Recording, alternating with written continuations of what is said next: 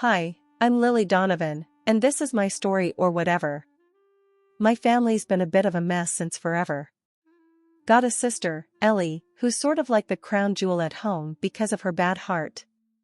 Our mom, yeah, she's fixated on Ellie. With Ellie being born sickly, she got extra eyes on her, extra care. Mom was always shadowing her, making sure she was breathing okay, eating right, or was warm enough. Almost like I'm part of the furniture. Anyway, Dad was different. He was my champ. When I needed something, he was my go-to. He'd listen, not just nod along, but actually listen. Ellie, though, she got all the attention without even trying, and the drama, tons of it. Take one morning at the breakfast table for example. I was on my second cup of coffee, flipping through some job listings. Dad was at the other end, eyeing the sports section like it had the meaning of life tucked in there. Then in breezes Ellie, all theatrics, like she's about to drop some Shakespearean tragedy on us. So, the doc says my heart's acting up again, Ellie says, all breathless and expecting a scene. Mom's up from her seat like someone lit a fire under her, asking, "What does that mean, hon? You feeling okay? You need anything?" Ellie, "Nah, I'm fine. But the vacation's off. Doctor's orders." Dad stops looking at his paper and goes, "That's rough, kiddo." Me, I'm just silent. Because what's there to say? Every little thing about Ellie's sickness tosses our family into chaos. But before I can even shrug, Mom's looking at me with those eyes. You know the type, like I've suddenly kicked a puppy by being quiet. And out of nowhere, I decide to toss in my 2 cents, maybe it's not the end of the world, right? Mom almost jumps at me. "Lily, can't you see your sister's struggling?" Ellie just slurps her juice, watching the show. I shrug. Just saying. There's worse stuff out there, ain't there? Ellie puts her glass down and says, "Nice, sis. Real supportive." Dad finally puts down the paper like he's about to referee a boxing match. "Ease up on your sister, Ellie." But Mom ain't having it, she can at least act like she cares. I push back from the table, this is the same old song and dance. I tell them straight, "Look, Ellie plays sick and we all gotta dance. I'm sick of it." Literally. Ellie's eyes go all wide like she can't believe I'd say that, but come on, it's been the story of my life. Dad gets that I'm fed up, and tries to smooth things over. Let's all just calm down. But I've already grabbed my jacket. Walking out, I toss over my shoulder, "I'll be back when the drama's done." You can bet they had a lot to say after I left, but honestly, for once, it was nice not to hear it. Dad understood, Mom was pissed, and Ellie, well, Ellie was Ellie. That's family for you. My sights were set on college, it was my out. It wasn't just about getting away, it was about getting somewhere. Grades had been my weapon of choice, and I wielded them well. I scored a ticket to a good school, a scholarship to boot. Ellie, despite everything, made it to college too, though it was clear her path there was marked by a different set of expectations. She was out to prove something, but I still wasn't quite sure what.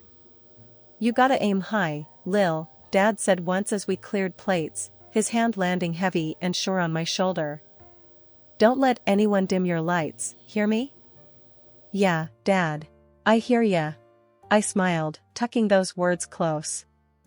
It was the quiet fuel I needed. To soar. To escape.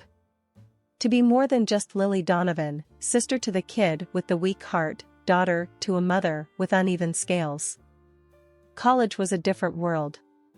I had my nose in the books, pushing hard to make something of myself. Ellie, she just couldn't hack it. She was lost, floundering in seminars and lectures, like she was trying to read a map with no legend.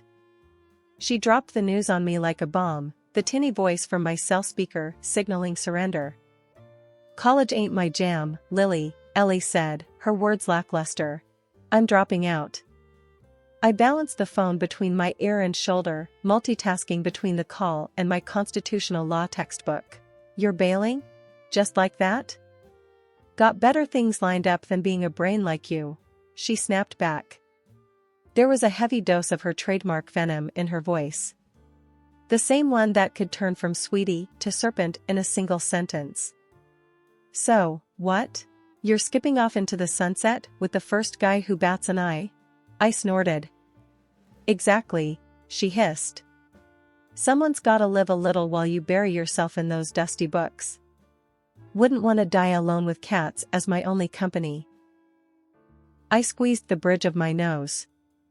Ellie could never resist a jab. Next thing I knew, I was sitting in the back of a dimly lit church, law book hidden in my lap, as Ellie strutted down the aisle. She had nabbed herself a husband before she'd even figured out who she was. It was like she was playing life's game without bothering to learn the rules. After the I do's, she swanned over with her glass raised, smirking like she'd won some sort of race. Cheers to me, the married woman, and to you, Lily, maybe you'll graduate to cat lady soon? She snickered, cruelty wrapped in a toast. I bit back the anger, knowing Ellie relished any sign of getting under my skin. Maybe, but at least I'll have a law degree to hang on the wall. Cats or not. Her eyes narrowed. You think you're better than me, with your big dreams of being a hotshot lawyer? As she flittered away to go cut the cake, a part of me wanted to scream. I wanted to shake some sense into her. But I stayed in my seat, the anger simmering. Back on campus, I poured myself more into my studies. The late nights were my fortress from Ellie's barbed comments. Every essay, every exam was another brick in my walls, fortifying my future against her cynicism. Ellie and I were on divergent paths, she, reveling in the now with a sharp tongue, and I, building a foundation for tomorrow with gritted teeth. That was just the way of it. You can't pick your family. But you sure as hell can pick which of their words to listen to. And Ellie's? I was learning to let them go like seeds in the wind, insignificant and unworthy of taking root. Turning 30 hit different. The job at Uncle John's law firm was steady. Every day in court was like a chess game. I'd become good at it, keeping my cool under those fluorescent lights. Mark and I had been an item since who knows when. We figured, why not make it official? So we planned to. Dad's been gone a while now. I don't bring it up much. Stuff happened, he's not here, we move on. That means I've kind of been both the rock and the hard place for myself. When I said to Mom and Ellie, hey, I'm marrying Mark in a bit, they just shrugged. That's nice, Mom said without looking up from her cards. Ellie? She couldn't even pause her TV show. I heard her mumble a congrats, buried under a heap of reality show noise and screams of her children. Where is her husband Dave? He was almost never at home. Living with Uncle John's sometimes biting sense of legal wisdom wasn't much different. I'd tell him about the upcoming wedding and he'd just grunt. You sure about the prenup? Romance isn't exactly our family style. So here I am, 2 weeks out, and it's all about the bare minimum. I want a quiet do. Some folks would take Mom and Sis ignoring the whole deal like a punch. I take it like a typical Tuesday. No help? No problem. It's just Mark and me, and that's plenty. I draft my own contracts by day, iron out merge clauses, and at night, I scroll through potential honeymoon spots on my phone. No fluff, just picking a place to unwind. After the case I just cracked, I need it. Weddings bring out strange in folks, I guess. Mom suddenly caught up with her bridge club, acting like playing cards is her full-time job. I dropped by to give her an update on the no-fuss dress I picked, not that she asked. She barely glances up, don't stress. It'll be fine. Full house. I should have knocked. Cool, Mom, I say, but I'm talking to the wall, because she's dealing cards again. Ellie's the same. She calls, and it's one crisis after another. I can't find a dress, she complains over the phone. Ellie, just wear something from your closet. She huffs like I've suggested hiking the Everest in flip-flops. Fine, she snaps. I go about my days, bits and pieces of the wedding falling together between deposition prep and client consultations. Mark's doing his share, but mostly he's just keeping me sane. Always a joke ready to diffuse my stress like a bomb squad pro. I handle the indifferences from Mom and Ellie the same way I manage everything else, with a little nod and a lot of getting on with it. It's like being in the eye of my own personal hurricane, watching all the whirlwinds, but not really feeling them. I've gotten good at it, too good maybe. In the end, it's simple. I'm not walking down the aisle to make a statement. It isn't a parade or a show. It's just signing papers, making things official, a modest gather-up for a lifetime of more down-to-earth moments with Mark. He's the I do at the end of my very practical, very organized checklist. As for Mom and Ellie, well, they'll show up or they won't. The wedding will happen, and then life will roll on. It always does. I was mid-sentence with a contractor, haggling over the price of folding chairs, when Mom's call threw everything off balance.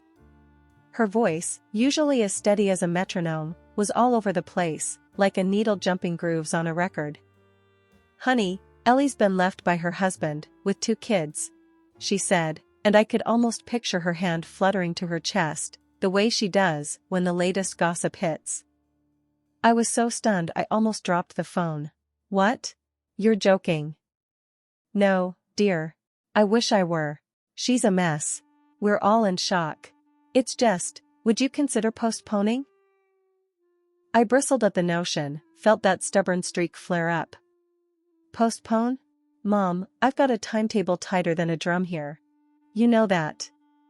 "But Ellie is going to have to deal with her own mess," I cut in, with an edge that said the discussion was closed.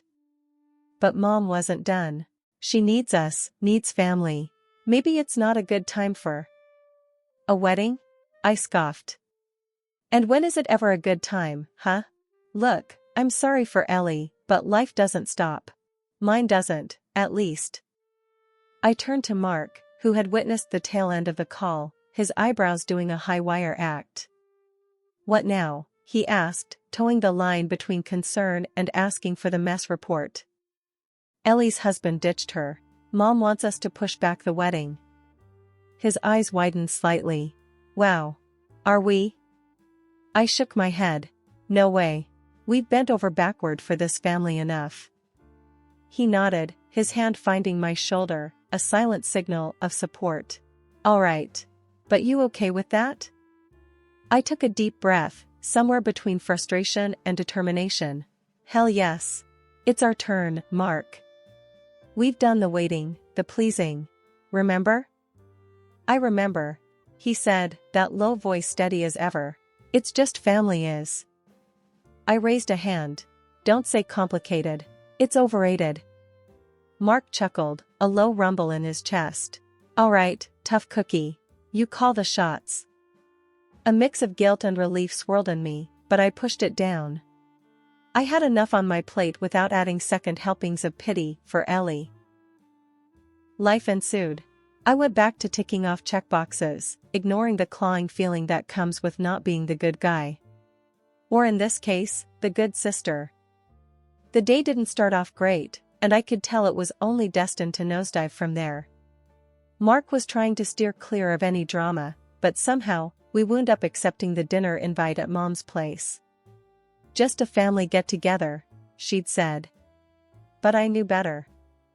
As soon as we walked in, the air was heavy, kinda like walking into a wall. Mom had this stern look plastered on her face, and Ellie, my sister, she was already a few glasses in, eyes red and puffy like she's been crying or something. I barely got my coat off before Ellie slurred out, "Lily, you gotta understand." Her voice wobbled like one of those wacky inflatable arm guys outside a car dealership. "I'm going through hell, and there you are parading your happiness around." She clutched at her heart out of habit. "But we all know that she is absolutely healthy now, her childhood illness has sunk into oblivion." Stiffening up, I shot back, "Ellie, it's not like that, and you know it. Stop playing the victim." Mark put a hand on my shoulder, urging me to ease up, but I was past fed up. Mom chimed in then, voice cold as ice. Lily, we're just asking for a little compassion. Is that too much? I could feel the temperature drop with her every word. Still, Mark and we were a united front. We've planned this for a year, Mark said, his firmness a surprise even to me. It's not just Lily's call, it's mine too, and we're not postponing. Mom gave us a hard look, her lips pressed into a thin line. Ungrateful, she hissed at me. After all we've done for you. I snorted, narrowed my eyes. Ungrateful? Really? For what, exactly? That's when Mom dropped the real bomb, her voice a mix of fury and something that sounded like a twisted form of caring. If you can't cancel your wedding, then at least skip your honeymoon. Stay and watch your nieces and nephews. Give your sister a break to travel, let her heal. Mark snorted, disbelief coloring his chuckle. Are you serious right now? We're supposed to give up our honeymoon for Ellie's getaway? Ellie stood up, swaying a little as she leaned across the table with a sneer. Yeah, 'cause why should you be happy if I'm not? I stood up too, my chair scraping loudly against the floor. Enough, Ellie. Life doesn't stop for you. I'm getting married, and I'm going on my honeymoon. End of discussion. Mom stared at us, eyes flinty. If you walk out that door, Lily, don't bother coming back. And if I stay, what? I get guilt-tripped and walked over my entire life?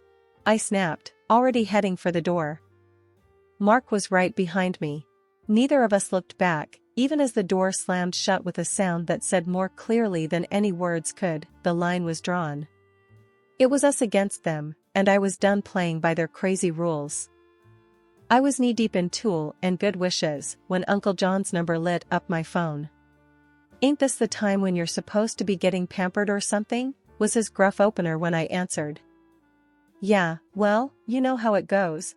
I replied, half laughing, despite the frustrations nipping at my heels. You got a minute? He asked. His voice had that no-nonsense edge to it that I remembered from when I was a kid. Sure, lay it on me, I said, stepping out onto the venue's balcony for some privacy. It's about your mom's latest request, Uncle John started, and I braced myself. Listen, kiddo, she tried to strong-arm me to cancel your vacation. No vacation, no honeymoon, says it's what family does, supports each other and all that jazz. I felt my hands clench around the phone. Is that right? I managed to say, trying to keep the ice out of my voice. Yeah, but don't worry, I told her where to shove it, Uncle John replied, and I could almost hear him spitting the words out. Uncle Jay, you didn't have to get involved, I said, the gratitude and stress mixing up inside me. I'll fight your corner any day. This is your time. You and Mark deserve to enjoy all of it, without any crap thrown your way. I just can't believe she's trying to ruin my wedding and break my honeymoon, I said, rubbing my temple. Stubborn as a mule, that sister of mine, he chuckled, but it was that kind of laugh that didn't reach the eyes. Anyway, I've got your back. You two just focus on tying the knot and then getting naughty on your own time, if you catch my drift. I laughed, a real laugh this time. Couldn't have said it better myself, Uncle. Course you couldn't. I'm the family wordsmith, he said, his voice proud as a peacock. Then he lowered it a notch. Remember, kiddo, you're doing nothing wrong. Go, get married, be happy. I promised I would and hung up, feeling a notch lighter, but with the weight of the whole situation still sitting on my chest like an unwelcome cat. The rehearsal dinner was buzzing when I got back. Mark caught my eye across the room and frowned when he saw my face. Everything okay? He mouthed. I nodded and made my way through a sea of relatives and friends, plastering on a smile like it was lipstick. Mark met me halfway, his hands finding mine, his eyes searching my face. You're worrying me, he said. It was Uncle John. Mom's trying to recruit him into her save the date but screw the honeymoon campaign. I sighed, feeling the whole thing splayed out again. He snorted. She's relentless. Like a dog with a bone, I agreed. But Uncle John's not biting. I swear, he's the only one actually standing up for us. Well, we've got each other. That's the main thing, Mark replied, and wrapped me in a hug that felt like armor against the world's crazy. The murmur of family and friends bubbled around us, all unsuspecting of the undercurrents they were swimming in. The table settings gleamed, glasses clinked, and laughter soared like fireflies in the evening light. As I lay down that night, with the stars wearing their best shine outside my window, I could only hope that our next chapter would be written on the bright side of this often too-shadowed world. Mark's steady breathing in the dark was a promise and question all at once. It didn't matter what came next. His yes matched my yes, and that felt like the only answer we'd ever need. After what they tried to pull off, Mom and my sister said they wouldn't be caught dead at my wedding. They made sure everyone knew it too, telling anyone who'd listen that I was just a cold piece of work. They didn't stop there, though. They started spreading all sorts of nonsense around town about me, but you know what? It didn't matter one bit. The big day came, and it was nothing short of awesome. Our family and friends filled the place up. There were so many of them. Aunts, uncles, cousins, everyone was there, laughing and joking around. It was loud, and it was fun, and nobody brought up Mom and Sis. It was like we all agreed not to let them ruin the vibe. My bridesmaids were a whirlwind of activity. Girl, are those butterflies in your stomach? Or just the 2 bottles of champagne we guzzled? Lisa, always the joker, nudged me with her elbow as she adjusted my veil for the 100th time. Just excitement, I guess, I replied, my smile as wide as the horizon. Well, you look banging, Jen chimed in, her hands making tiny adjustments to my bouquet. Mark's gonna fall over when he sees you.